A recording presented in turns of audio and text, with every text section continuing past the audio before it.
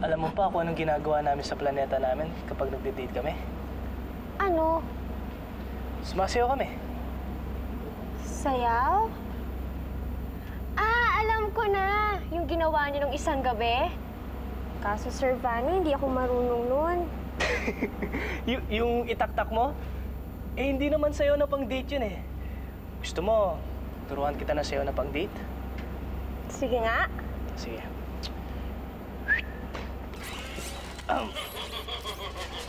Unang-una, kapag sumasayaw, ang unang kailangan ay music. Tumayo ka.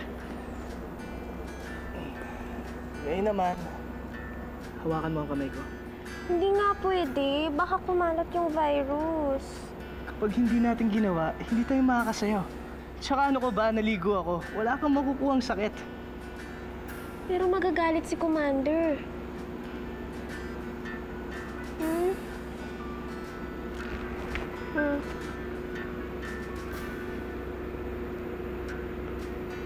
Ngayon, pakinggan mo lang ang tugtog at sabayan mo ng galaw.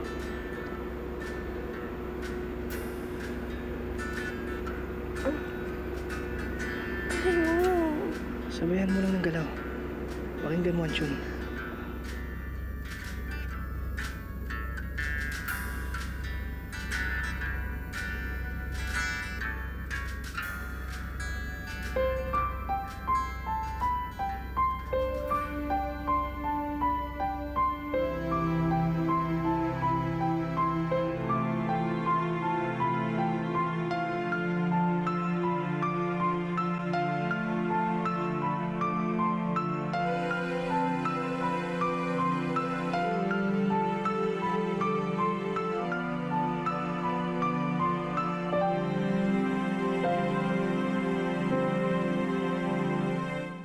Si Magnum ay member ng sindikato na nag-ooperate sa loob mismo ng pulisya. Ito rin siguro yung sindikatong napasama si Alvaro dati. Pinatay si Magnum para hindi namin malaman kung sino pumatay kay Alvaro. Pero bakit pinatay si Alvaro?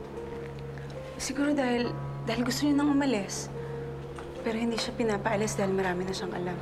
Kaya pinatay siya. Tama siya. Lalo na't mataas ang posisyon ng leader ng sindikatong to. Malamang, yung pulis din na yan, yun din yung pumatay kay Magnum. Eksakto.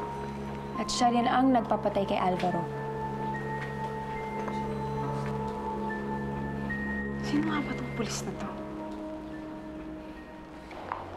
Pa! Hi. Uminom ka na po. Kumain ka na po ba? Kanina pa po. At ikaw? Kumain na po ako sa opisina. Pa, may tatanong po ako sa inyo. Shoot. Posible po ba na magkaroon ng sindikato sa loob mismo ng pulisya natin? Napaka-imposible naman yata na tinatanong mo. Paano magkakaroon ng sindikato sa loob ng pulisya? Eh, mga pulis nga nandun. Ano nang galing yung idea mo yung... Hiniimbestigahan po kasi ng kaibigan kong si Mona. Kasi ang hinala nila, ang pumatay sa source nila, yung leader ng sindikato. Sabihan mo yung kaibigan mo, huwag na siyang mag-aksaya ng oras dahil maaaring mangyayari dyan sa investigation niya. Oh, sige po pa, maliligo na po muna ako, ha? Okay. Sige po.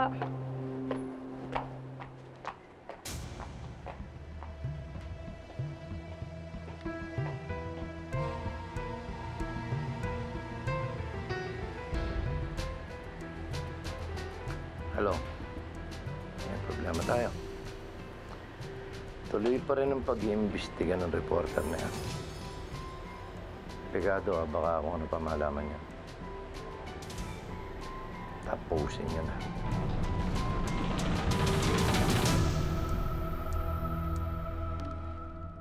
Siguro madalas kang makipag-date sa planeta mo.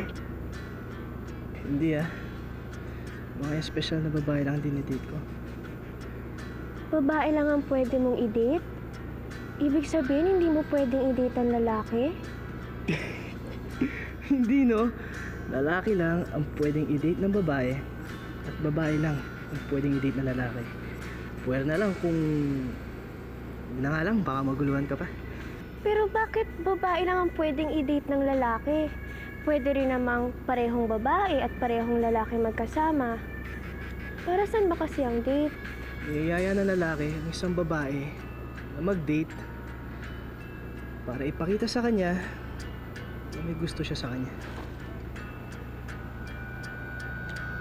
Ibig sabihin, kaya mo ako dinedate.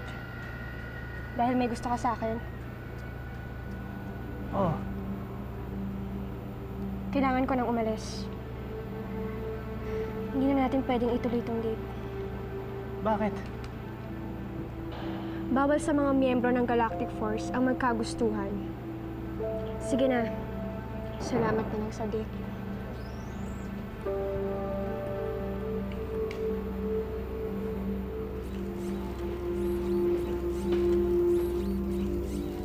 Saan siya pupunta?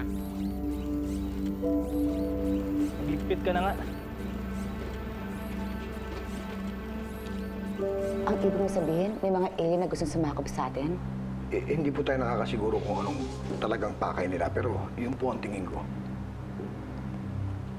Mahirap paniwalaan yan.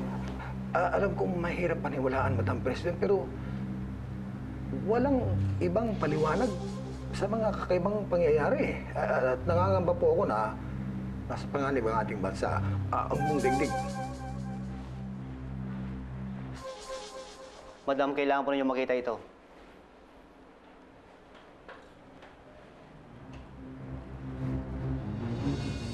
Nakakumpats po tayo, Madam President. Dami Sagrita. Kami ang mga kuma. At siguro naman ay alam ninyo na hindi nyo kami kayang kalabanin. Anong kailangan niyo sa amin? Simple lamang, umanib kayo sa mga kuma. Kung hindi, palulubugin namin ang buong Pilipinas. At uumpisahan namin sa bayan ng Tala. May 24 oras kayo para magdesisyon.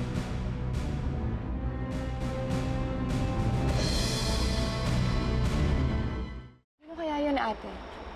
Sino kaya yung leader na pulis ng sindikato? Hahanapin natin siya. Hahanapin natin kung sino yung pumatay kay Alvaro.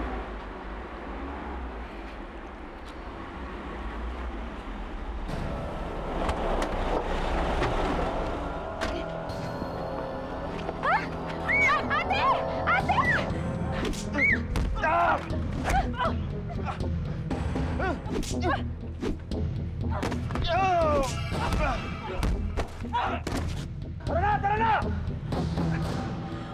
Tigil nyo na pag-imbestiga sa ato ni Alvaro! Sa susunod, tutuloyin na namin kayo! Kuya! Kuya, tulungan mo kami doon! Tulungan mo kami! Tara! Ate! Ate, okay ka na, ate? Gusto okay lang kayo?